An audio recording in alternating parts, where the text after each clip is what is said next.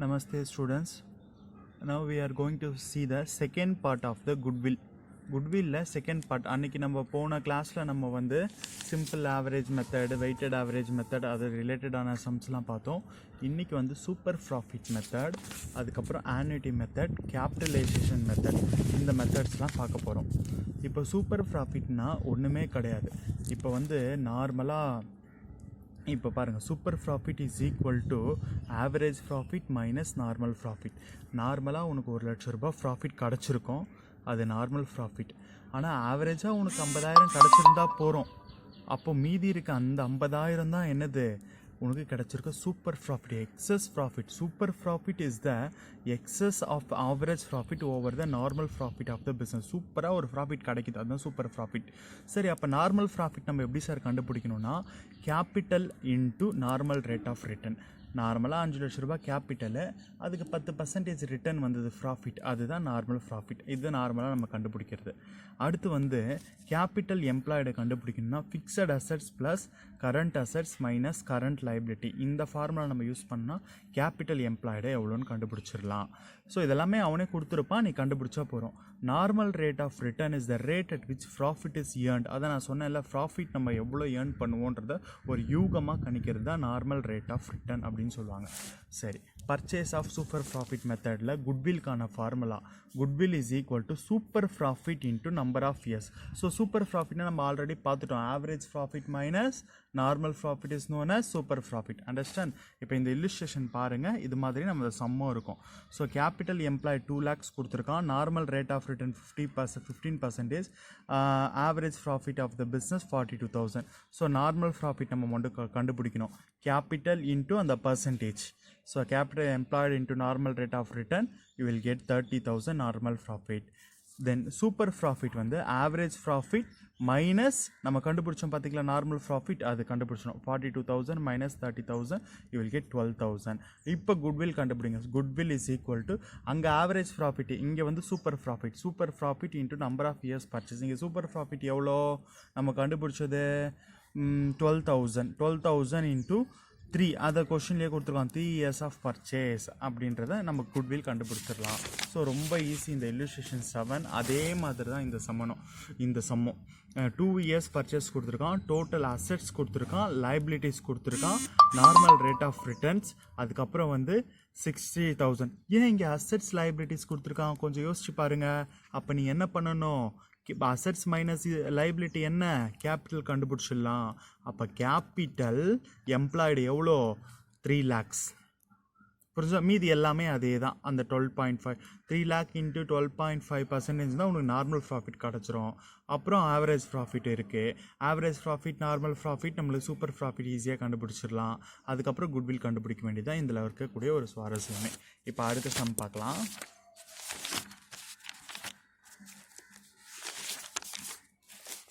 Calculate the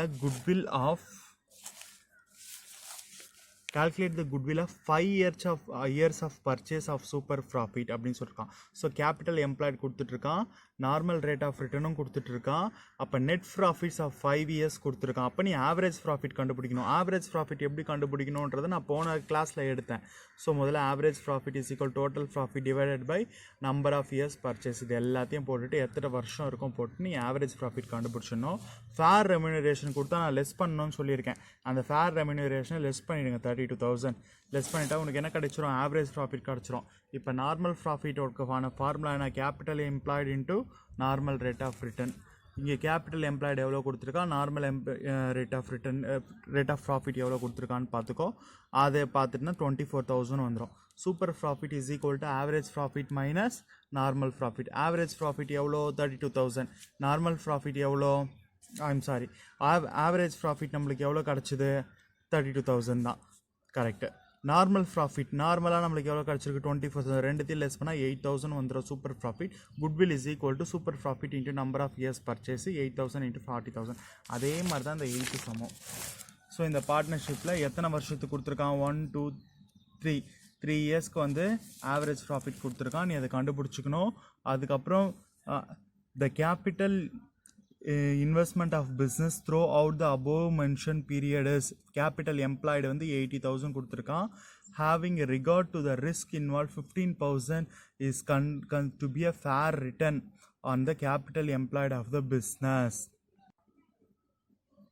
so fair ரிட்டர்ன்லாம் ஒன்றுமே கிடையாது. இதுதான் normal rate of return. Fair remuneration வேறு, ஃபேர் இந்த சம்மில் ஃபேர் ரெம்யூனரேஷன் கிடையாது. நீ நார்மலாக அந்த சம்மை போட வேண்டியது தான். இப்போ அடுத்து ஆன்யூட்டி மெத்தட்கான ஃபார்முலா பாருங்கள் எல்லாருமே. ஆன்யூட்டி மெத்தட்கான formula goodwill is equal to super profit into present value annuity factor. உங்களுக்கு தெரியுதான்னு பாருங்கள். Okay, goodwill is equal to super profit into present value annuity factor. So இது ஒரு ஃபார்முலாஸ்லாம் இங்கே இருக்குது. இப்போ இந்த மாதிரி கொஸ்டின் கொடுத்துருக்கான். உடனே average profit in total profit number of years அப்படியே அதை ஆட் பண்ண 45,000 டிவைடட் பை 3 15,000 வந்துடும். நார்மல் ப்ராஃபிட் 50,000 கேபிட்டலில் கொடுத்துருக்கான். 10% நார்மல் ரேட் ஆஃப் ரிட்டர்ன் 5,000 வந்துடும். 15,000 மைனஸ் 5,000 சூப்பர் ப்ராஃபிட் 10,000. அந்த ஆன்யூட்டி ஃபேக்டர் கொடுத்துருக்காங்க பார்த்தீங்களா, அதை அப்படியே மல்டிப்ளை பண்ணிக்கணும். So goodwill is equal to super profit into value of annuity. So அதை போட்டுக்குங்க. ஸோ இந்த சம் அவ்வளோ கஷ்டப்படவே வேணாம். இந்த ஆவரேஜ் ப்ராஃபிட்லேருந்து நார்மல் ப்ராஃபிட் 14லேருந்து 4,000 கழிச்சிட்டா 10,000 வந்து சூப்பர் ப்ராஃபிட் கிடச்சிரும். 10,000 ருபீஸ் உனக்கு சூப்பர் ப்ராஃபிட்னு.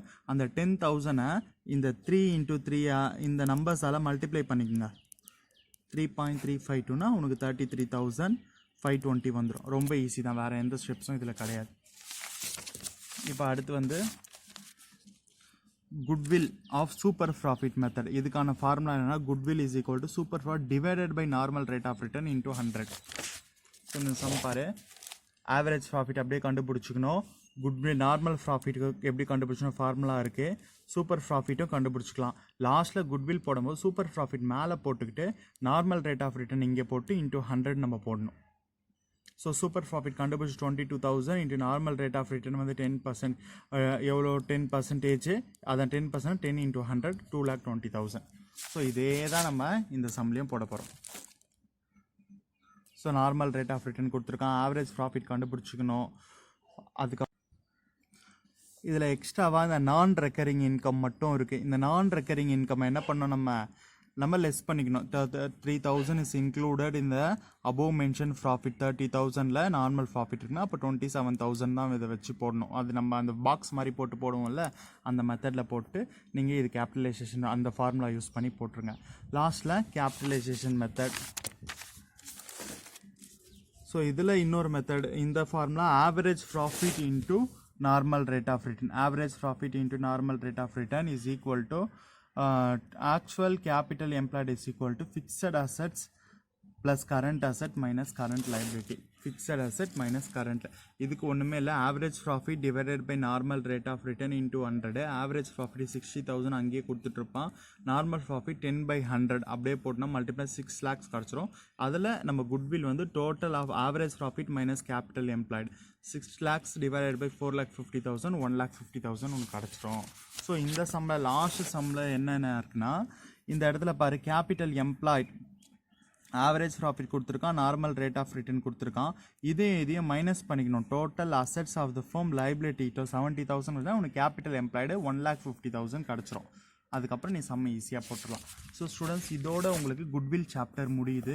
ரொம்ப ஈஸியான சாப்டர். கொஞ்சம் உட்காந்து நீ எக்ஸாம்பிள்ஸை ஒரு முறை ரஃபாக போட்டு பார்த்துட்டு அதுக்கப்புறம் உன்னோட அக்கௌண்ட்ஸ் நோட்டில் இந்த 7 முதல் 7, 8, 9, 10, 11 இந்த 5 ஏற்கனவே நீங்கள் இந்த 6 சம் போட்டிங்க, இந்த 11 சம் போட்டிங்கன்னா இந்த சாப்டர் முடிஞ்சிடும். Thank you students.